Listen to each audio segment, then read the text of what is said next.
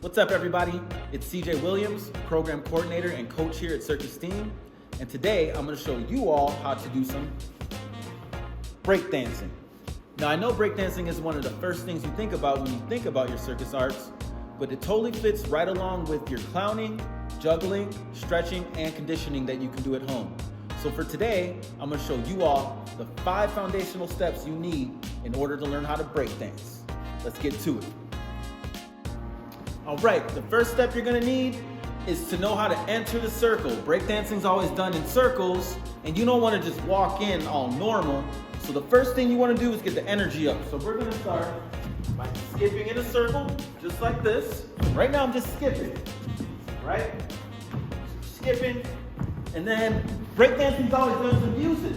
So once you hear that music, you wanna get in tune with the music and start to clap. So I'm kind of skipping, clap. So right now, we're going to skip and clap. Skip and clap. Skip and clap. Skip and clap. Let's go the other way. Skip and clap. Skip and clap. Skip and clap. Skip and clap. All right? That is the first way that you can learn how to enter the circle. The second thing you can do to enter the circle is think about a creative way that you might want to enter in, all right? So some examples. You can moonwalk in, right? That's one way to get in the circle. Some people might want to cartwheel in. That's one way to get in the circle. The way to think about it is always ending up in the middle of the circle. That way, you will know what to do and be in the right position for what comes next, which is top rock. Let's get to it. Now that we've entered the circle, it's time to get to our second foundational step, which is the dancing portion of breakdancing, which is called top rocking, right? So top rocking is basically you getting in tune with whatever music that you're hearing, okay? So a simple way that I follow the music is kind of utilizing what we utilize in our entrance with the skip and clap. So typically you're gonna clap on every 2 and 4 count of the music, okay? So if I was to count 1, 2, 3, 4, I would clap on every 2 and 4, okay? So we would be like 1, 2, 3, 4, 5, 6, 7, 8. So that's a simple way for you to catch the rhythm of any song that you are listening to, and that way you can join in and clap and making sure you're staying on beat. The first step that we're going to learn are our directional steps, which are front steps, back steps, and side steps. So the front steps are just like this. So we're going to step across ourselves from side to side. Okay? Now when I step, and you all can do this with me, I'm stepping diagonally.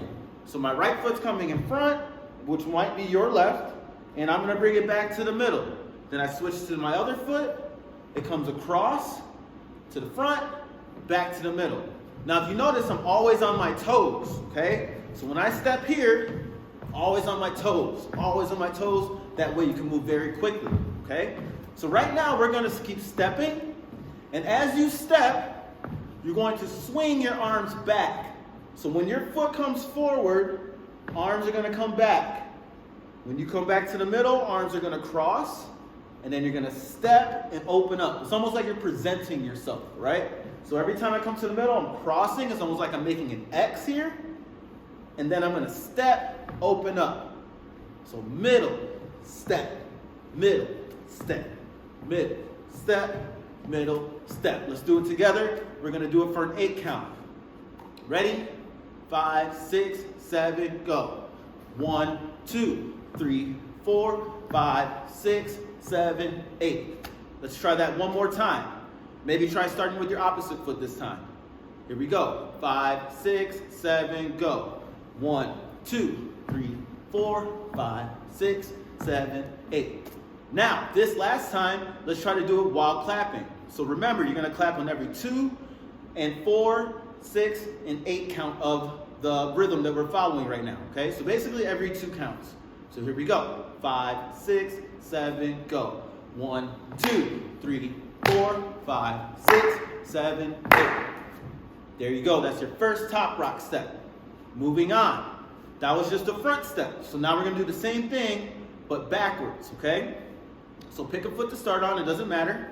And you're going to step. Same thing. Middle, step, middle, step, middle, step, middle, step, middle, step, middle. Same thing. We're always on our toes, kind of like we're running in place. You don't want to be flat-footed, okay? So let's try that again, and let's try to incorporate our arms. 5, 6, 7, go. Step, middle, step, middle, step, middle, step, middle. Very good. Now let's try it to an 8 count. Everyone ready? 5, 6, 7, go. 1, 2, 3, 4, 5, 6, 7, 8. All right? So we did forward, back. Now we got to do our side steps, okay? So side steps, what you're going to do, feet are going to start in the middle. You can start shoulder width apart, or you can start feet together, that's fine as well. And you're going to step to the side. Bring your foot back in. Then you're going to step to the other side. Bring your foot back in. So you're going to go 1, 2, 3, 4. 1, 2, 3, 4. Now, as we're doing this, we don't want to look bored while we're dancing, right?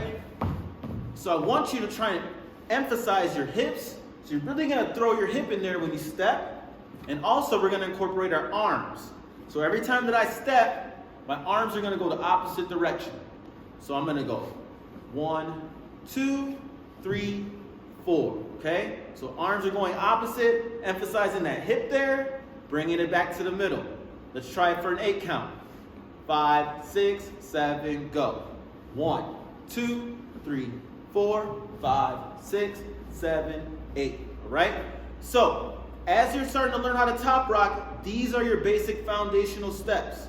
I would like for you to mix them up. So you can go forward, back, back, forward, side, side, forward, back, back to the front, same foot, same side, okay? So this way you're learning how to mix up your steps, getting lighter on your feet, and this is gonna help you stay on beat for when you're dancing, right? Let's get down to our next step, which is our transition or go down to the floor. All right, now that we've made a smooth entrance into the circle and have shown that we know how to groove to the music, it's time to work our way down to the ground and show them how we get down, all right? So breakdance is known for having most of the moves done on the floor, okay? But coming out of your top rocking and your dancing, you want to keep that same flow and rhythm as you go down to the floor.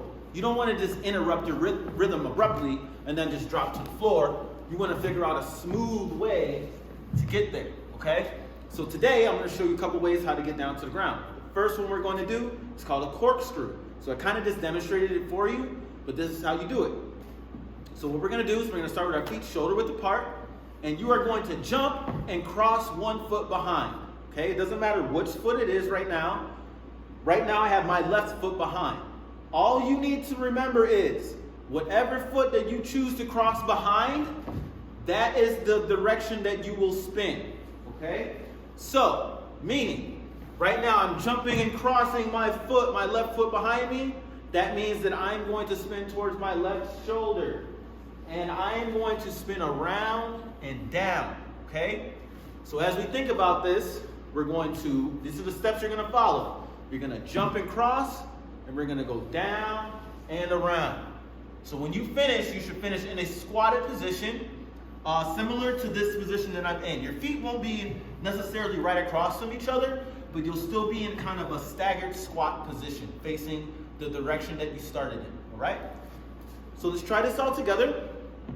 We're gonna go 5, 6, 7, 8, jump and cross, down and around. Ready? 5, 6, 7, go. Jump and cross, down and around. Good. Let's do that one more time.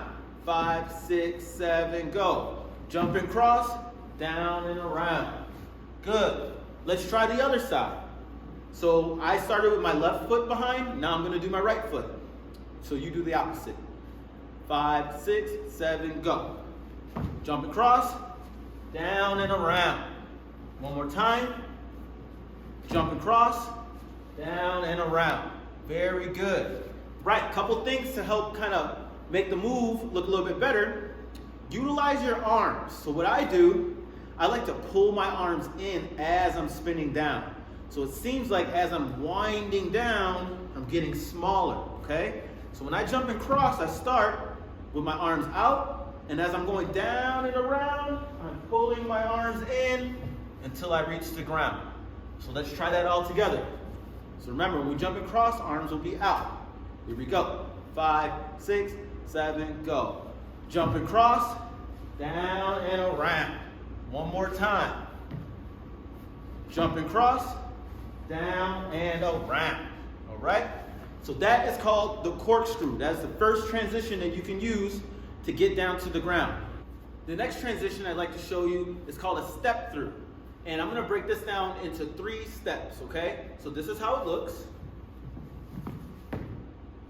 Okay? So what we're going to do, you're going to take a step, and again, some people are right-handed, some people are left-handed. So it doesn't matter if you want to lead with your dominant or natural side, but eventually you want to get all of these moves both directions or on both hands, both legs. It's good to think about getting things both directions and keeping that symmetry of your body, okay? So right now I'm going to step with my left foot, so I'm going to step here. This is 1. 2, I'm going to put my hand on my knee and I'm going to bring my back foot forward in front of me, just like this. So that's 2. And then the leg that I have my hand on, I'm going to bring it over and I'm going to do a pose for 3. Okay? So let's try that one more time. So right now, I'm going to go 1, 2, 3. Okay? Let's try that on the other side. So at first I was doing my left foot, now I'm doing my right side.